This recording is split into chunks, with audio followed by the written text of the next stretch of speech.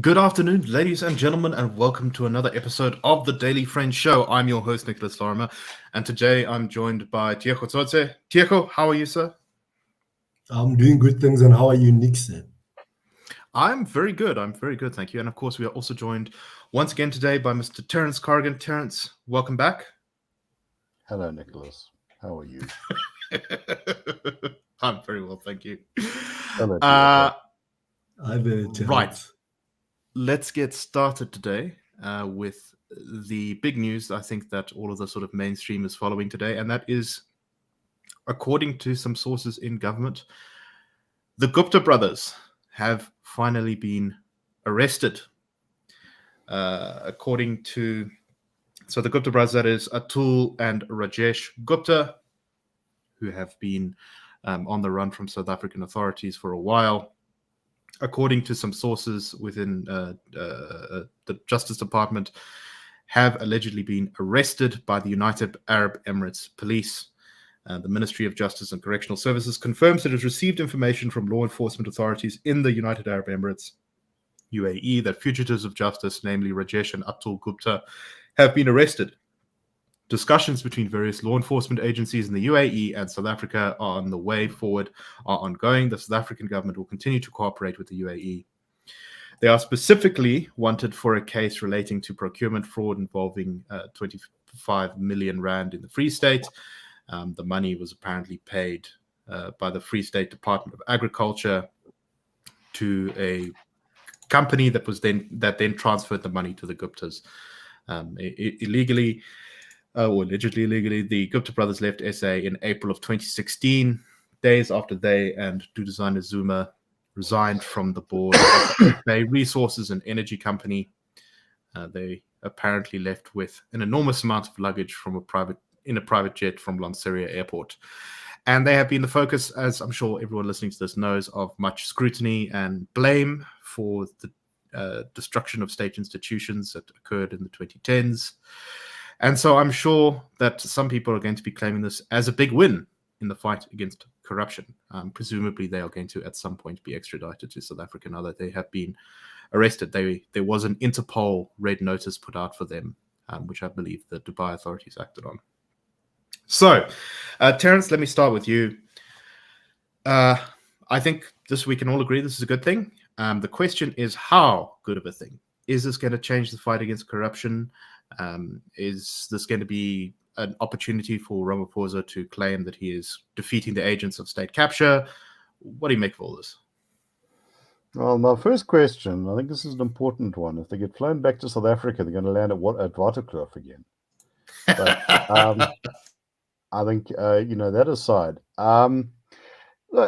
it's my understanding is that two of the brothers, not the third one, have been arrested. I'm intrigued as to why this is the case. I think it's also interesting because remember in 2018 there was a South African businessman who accosted one of the Gupta brothers in Dubai and shook his hand and did a little video taken, and he got arrested by the authorities that side. So it seems that some sort of worm has turned, which is interesting. And they've been on that red notice for a long time, and it's not like they've been sort of living undercover or anything. I mean, there's no fake wigs or moustaches or assumed identities. Right. See, it kind of seems like everyone knew exactly where they could go. Or where Dubai is not Shanghai. It's not the biggest. It's not a massive city. It's a big place, but it's not a tiny place. So something must have happened. And I think it's great that we are in a situation now where it looks like there is some prospect of people being held to account for what is alleged of them. That's always very important. My question, though, is, does this become the big media circus that obscures everything else? Is this the dubbed soundtrack that we all listen to while the real story kind of fades into the background? And in a way, if everything alleged about the Guptas is true, they were brazen and they were venal, but there is a certain extent to which you can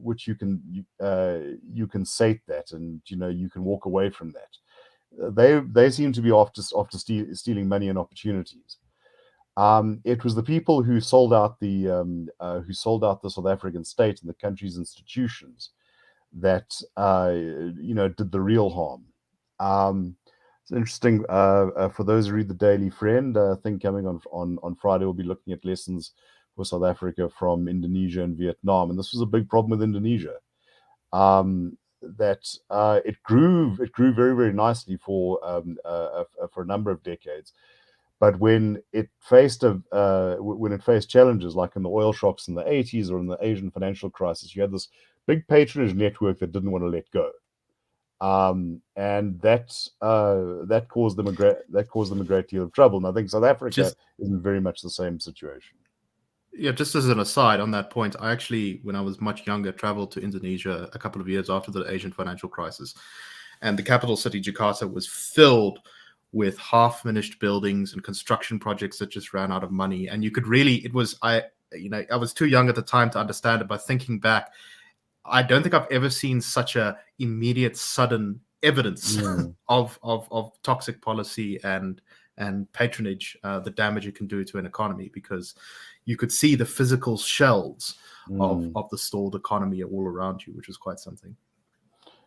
Yeah, look, one of the points about that is that the sort of second Indonesian president, Suharto, he had managed, although he was at the center of all of this, he had also managed to sort of hold it at a level where it wasn't debilitating until it became debilitating, until the 1980s.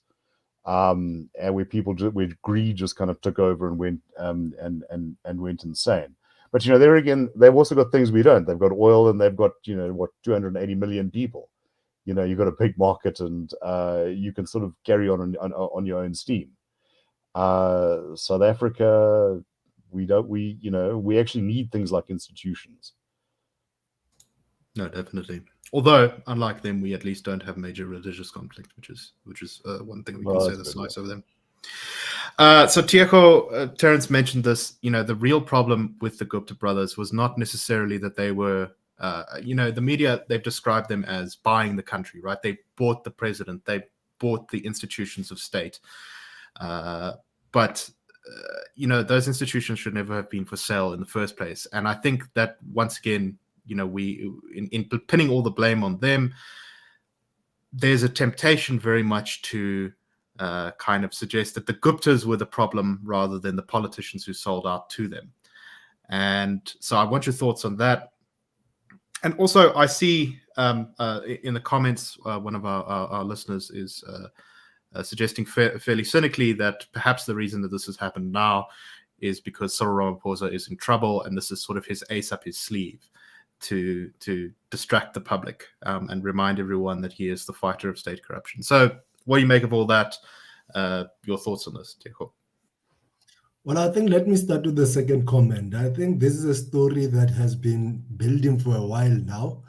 And so I don't think we can really pin it to what happened over the revelations of last week around Cyril Ramaphosa. This is a process that's been ongoing for a while. And I think it's a good thing that we are where we are, whereby 2 Gupta brothers have been arrested. But no, I entirely agree with you, Nick. I think at the center of the corruption crisis in South Africa are the politicians. Business people and ordinary people and your entrepreneurs cannot go into government, for example, for the government to give them tenders and stuff. But politicians have been at the center, right? Politicians have been interfering in daily operations of departments, state-owned entities, forcing administrators to give businesses to these people, forcing administrators to employ certain people and stuff. And so if we are serious about tackling corruption in South Africa, we really must run after people like the Guptas, but we really, really, really, really must run after the politicians. They are at the very core and at the very center of the crisis that we find ourselves in South Africa. That's exactly, I think, what's important about the Zondo Commission is that it laid out a lot of how specifically the Guptas interact with these politicians. And so if we don't see proper, speedy prosecutions of the people implicated in those reports, a lot of this is fairly hollow. I see also in the comments the suggestion that we need to get the assets back, and that's a really big part of this. Terence, do you think there's any possibility that we're going to get any of the stolen stuff back? I think people like smart enough to defraud an entire country are probably smart enough to hide it. But I think yes, there is a possibility, but it's probably been like offshored from offshores and whatever. So I think that's a tough one. But I think that it's important to bear in mind that it's not just the sort of commandeering of assets, isn't like a bunch of money or company shares or whatever. It's the destruction of value and confidence that goes with it. So those assets, assets that they may have sunk money and may not be worth anything. Right. And I want to give a great example of that that I've heard of. So I believe this is alleged, but I'm pretty sure it's true. And this is apparently some of the damage done. One of the reasons that some of the Eskom power stations have been having a lot of problems is not just because of poor maintenance, because they're old and such, because allegedly Gupta-aligned companies were given contracts to sell coal to these power stations, and they sold them very substandard quality coal, and that damaged the machinery. And so that's exactly what you're talking about there. We had this asset, and due to the corruption involved here, it's now worth less, and it's causing us problems in other parts of the economy. No, it's dreadful. Indeed it is. But, hopefully we can see at least some of that returned. And, I'm sure not everyone who deserves to go to jail is going to go to jail. But at least if someone who deserves to go to jail goes to jail, that's a good thing. So that would be a good thing. All right, let's move on. Let's go to jail. There you go.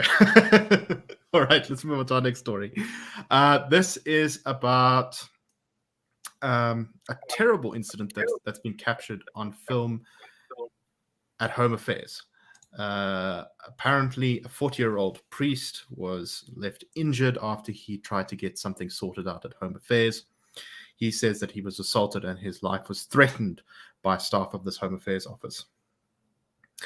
So Matenza Gingele said he and his wife flew from East London in the Eastern Cape to inquire about an application he had made following his sister's passing. I think he was trying to sort out something to do with her death certificate. He said, "We requested to see officials who came to help with the intervention on services I tried in East London and never got anywhere, which after I applied for this document in January of 2021. The security told me I'd be helped by one official, but we waited. When we complained about not getting any attention, the officer said she won't help us, so we walked further into the building to look for someone to give us some help. The lady then pulled me by the shirt, and another male one came and helped me by my shirt chest. I held his shirt, and some shirts were ripped. A video emerged of this incident of Gingele being dragged by two people through the building as he was lying flat on his back on the ground out of an office. He claims that he was then taken to a dark room by some of the staff there. He says about 6 or 7 people then kicked him, dragged him to a dark passageway, and they put a knee on his chest and strangled him, saying they were going to kill him. They pulled him back to the driveway, held him on the ground while kicking him in the sides. And then eventually, apparently, a policewoman came and told him that he would be arrested and that they were right to beat him.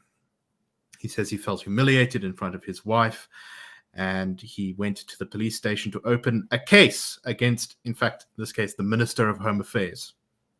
And apparently there, he once again received a sort of abuse. The police said, quote, "They called me stupid and told me they would not register a case, and so I left without a case being registered or receiving any answers regarding my applications at Home Affairs." A spokesperson for the Department of Home Affairs said the department has launched a full-scale investigation into the incident, and the department will act guided by the outcome of the investigation. So, investigation is not complete. We don't know entirely what happened here. But I must say, the video evidence at least shows a guy being dragged out of a building who doesn't appear to be thrashing around or resisting. Terence, I think what is horrifying about this story is that it sounds so plausible.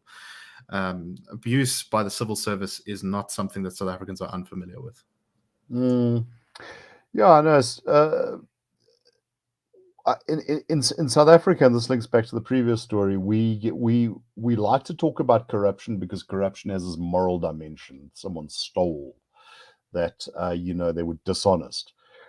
Far more serious to my mind is the lack of professionalism in the state.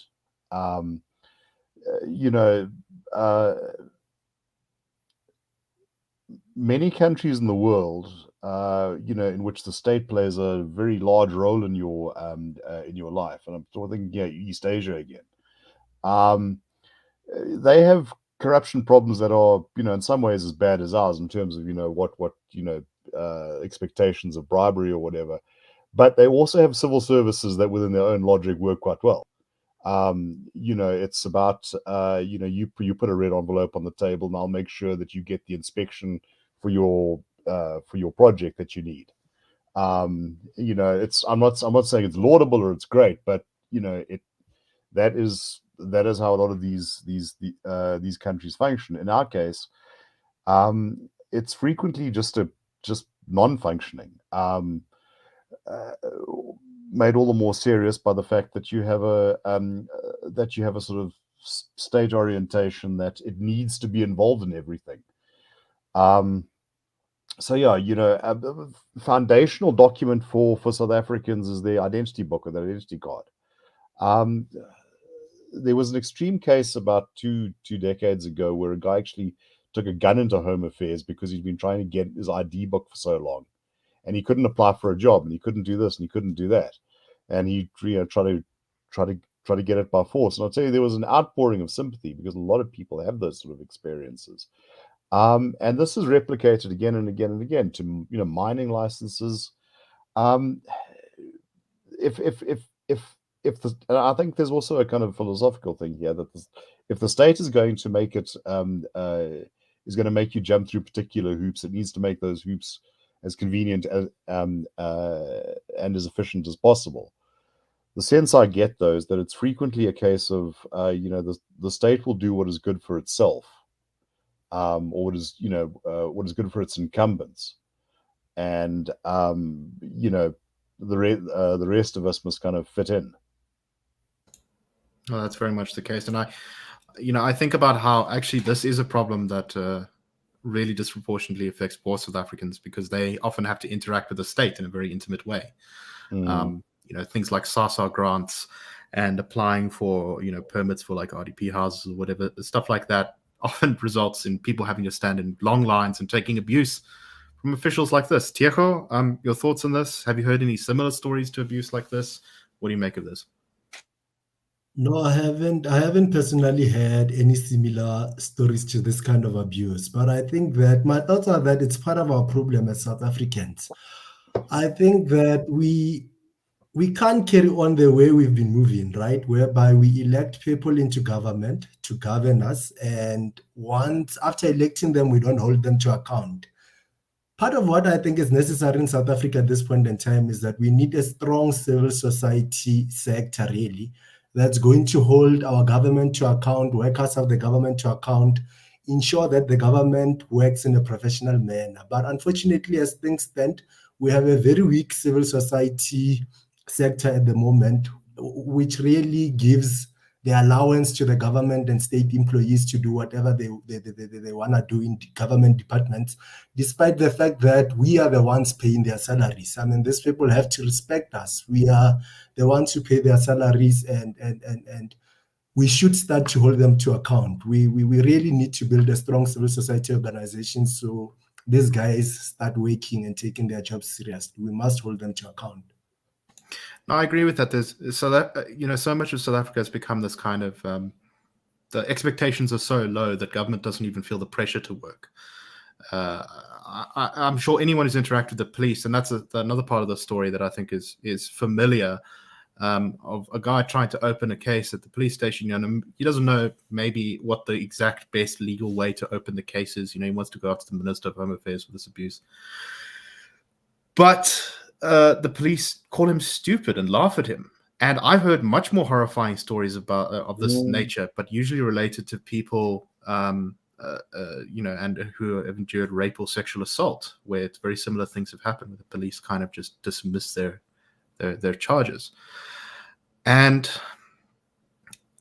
I think part of it is just that South Africans do not expect better, and we just sort of shrug our shoulders and say, "Oh, it's just a Monday, it's just a Tuesday. This is what happens." Terence, any final thoughts? Yeah, no, it's I think that we are probably going to be stuck in our general malaise, and I mean low growth, frustrated service deliveries, insecurity, until that facet of South Africa gets sorted out, until civil servants, state agencies, and whatever start to function properly, or at least there's we hear this phrase "good governance." Well, there's an even better one: good enough governance. And that's you say, well, there's corruption, there's and this is actually a thing. There's corruption. Not everything works properly, but it's okay.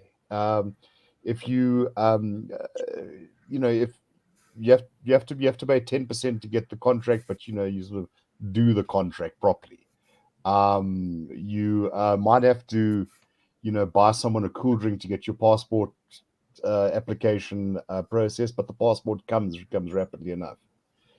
That would be better than what we've got. Indeed, and also to steal from your style, Terence. Top tip: it's not great governance to kick someone in the ribs for asking about their documents. We don't kick people. That's very important. Yes, all daily friend viewers, we don't kick people. All right, let's move on to our next story, and this is a very specific aspect. So there is currently a bill which is amending parts of the basic education legal framework, but we're only going to focus on one specific thing from it, and that is the bill that is currently before Parliament looks to loosen regulations on the selling of alcohol on school property. So currently, you're not allowed to sell alcohol basically for any reason on school property, even when it's after school hours, even when there's no kids there, even when the selling is being done by adults, even if the school is being rented out to, say, a wedding or a party or something like that.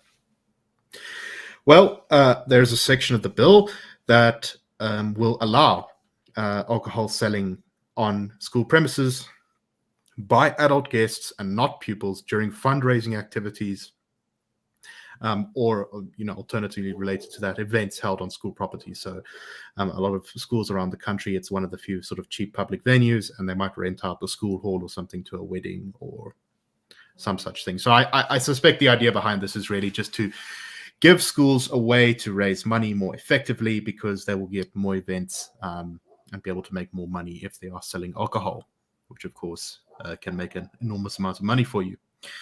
However, some groups such as the Southern Africa Alcohol Policy Alliance have rejected this change to the law very aggressively. They say, we live in a society where we have laws around alcohol. Do people comply with them? No. There's a huge problem around alcohol in our country. We saw it under the COVID-19 and before. There's drunken driving, interpersonal violence that happens because of alcohol, liquor outlets that stay open beyond operating hours.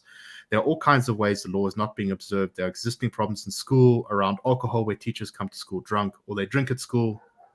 And they go on, I think, to say that this legislation would make these problems worse. So, Tiego, I'm going to start with you. Firstly, what do you make of this law?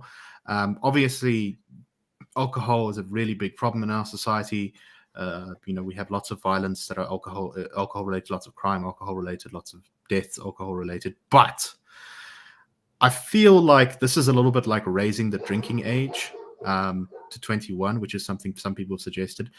It's not fixing the problem, which is just enforcing the laws we already have, not making new laws. I don't know. What do you make of this, Tiego?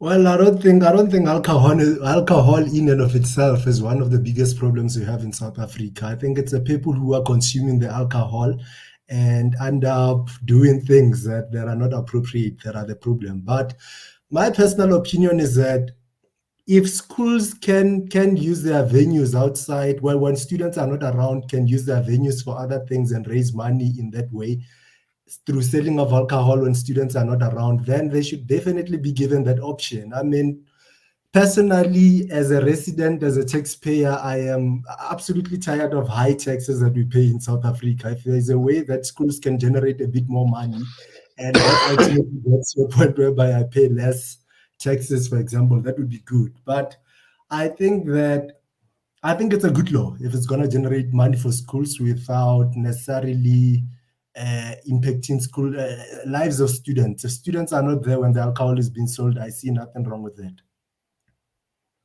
Terence, what do you make of this?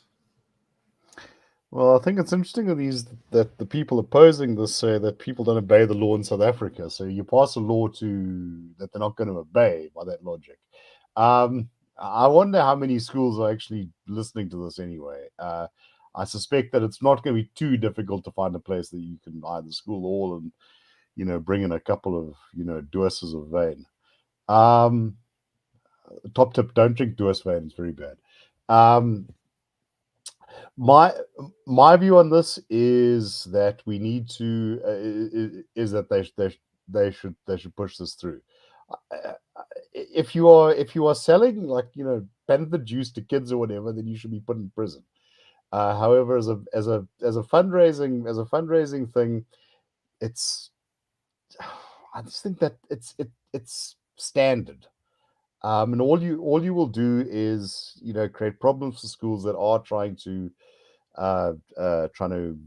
make a bit of extra cash, and to what real purpose?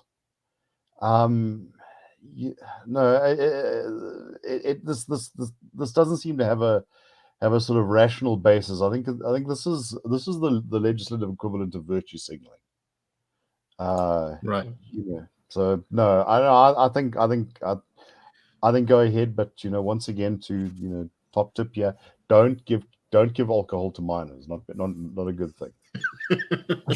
I agree. There we go. I was about to say that a problem with drinking. Yeah, I agree entirely with you, Terence. And really, there is no logic around this whole argument. And now I'm going back to my argument around not selling around kids and stuff. Of course, I still think that you shouldn't sell around kids. But the thing is that you have kids attending weddings, attending parties where adults are drinking alcohol and stuff. And that doesn't necessarily mean that the kids will end up drinking that alcohol. These kids are raised in communities where alcohol is sold. In many of these areas, if you go to township, you go to rural areas, kids are allowed into bottle stores anyway, and still there are kids who don't drink alcohol. So kids being in the presence of adults who drink does not necessarily mean that the kids will end up drinking anyway. I agree that the law must be pushed. Just thinking back to my misspent youth, I think most drinking tended to happen out of the sight and hearing of adults. But then again, strange things happen in this world. Yeah, I think you guys are exactly right. This is sort of, there's a problem. People are drinking too much. People are stabbing each other while drinking. People are driving drunk.